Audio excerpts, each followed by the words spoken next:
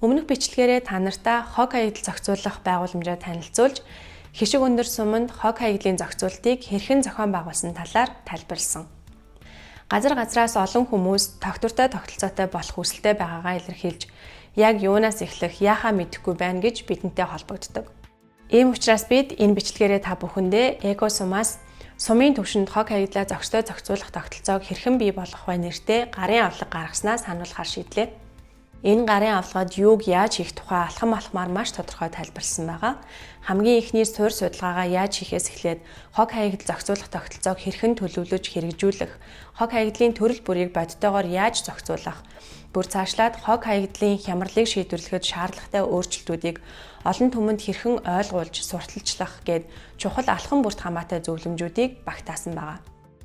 Гарын авлага маань голчлон сумын түвшний оролцогч талуудыг дэмжих зорилготой боловч зөвлөмжийн маань дийлэнхийг аймгийн төв, цаашлаад Улаанбаатар хотын гэр хороололд ч хэрэглэхэд тохиромжтой.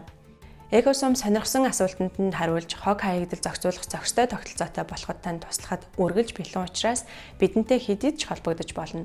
Гэхдээ та үнэхээр ямар нэг зүйл хийхээр шийдсэн бол энэ гарын авлагыг уншихад ихэнх хэрэгтэй мэдээлэл олж авах боломжтой гэдгийг сануулмаар байна.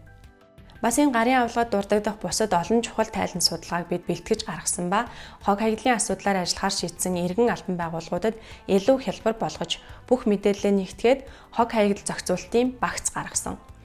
Орсон бүх мэдээллийг гарын авлагатай адил ойлгомжтой дараатай оруулсан учраас ашиглахад их хялбар. Энэ багцыг экосумын веб хуудаснаас шууд татаж авах боломжтой. Багцад маань сая дурдсан гарын авлага болон бусад бүх бичиг баримтын жагсаалтыг оруулсан байгаа. Энэ сэдвтэй холбоотой шинэ материалуудыг манайхаас гаргах явцад багцын агуулгад цаашдаа өөрчлөлт орж болно. Харин багц шинжлэгдээгүй байсан ч манай веб хуудасаар хаяа зочилж нэмэлтээр орсон мэдээ материалтай танилцж байгаарай.